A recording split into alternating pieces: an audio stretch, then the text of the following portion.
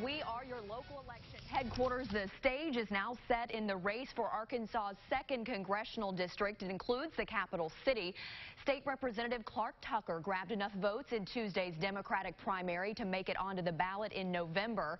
He'll face two-term Republican Representative French Hill today in his first television interview since the primary. Congressman Hill joins us live in Washington. Thanks for joining us, Congressman Hill. You bet. My pleasure. Well, we now officially have an opponent in this race for you, State Representative Clark Tucker. Many people say this is the one to watch in November. What are your thoughts on your opponent? How are you feeling, too, about your chances for re-election? Well, I'm excited about the work we've done for the last 3 years of work. When I campaigned back in 2014, I said I wanted to have a more competitive tax code. I wanted to reduce the regulatory burden on our small businesses and our entrepreneurs. And that's exactly what we've done over the last 3 years with the historic tax cuts that put more money in people's pockets, double the child tax credit to help our families, and we've reduced the regulatory burden on our business, including today when President Trump signed into law our reform of banking oversight of the Dodd-Frank Act. And you mentioned that tax cut bill. Your campaign actually began running some ads here in Arkansas ahead of the primary just a couple of weeks ago. You're touting that, also critical of House Minority Leader Nancy Pelosi. Can you tell us why you made the decision to go ahead and hit the airwaves before you even had your opponent officially? Sure. Well, I think this is the whole race is around. If we elect more Democrats, we're going to get Nancy Pelosi as Speaker.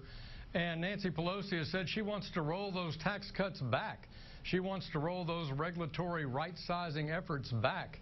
And so that's reversing the course of the last 3 years that had produced so much good result in moving our country forward economically, particularly with the tax cuts and regulatory reforms of the last 15, 16 months.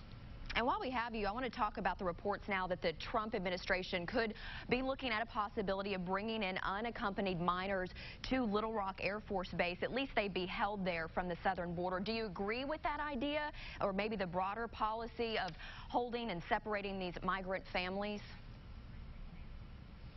Well, I think the law permits that. That's what the federal law is. My view has been that if unaccompanied children come across the border, to find out if they're being trafficked, being a source of trafficking by an adult that's not their parent, or if one of the parents has been has a criminal background in the United States. I think that's appropriate for those kids to be separated. But where possible, I think families should be kept together. President Obama pursued the same strategy in terms of using military bases when our detention facilities are full. And that's why I was proud to support our FY18 budget, which included 100 extra judges along the border to speed up this judicial process so that we don't have people in these detention facilities any longer than they have to be. And anything else you want to touch on the campaign trail as we head to November?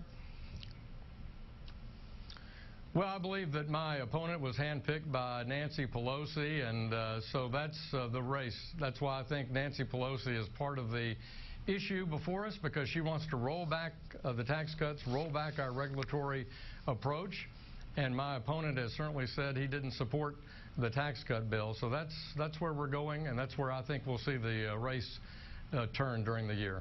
All right, Congressman French Hill joining us from Washington today. We will be watching this race closely, and I'm sure see you on the campaign trail. Thanks for joining us. You bet. Thanks. We'll be right back.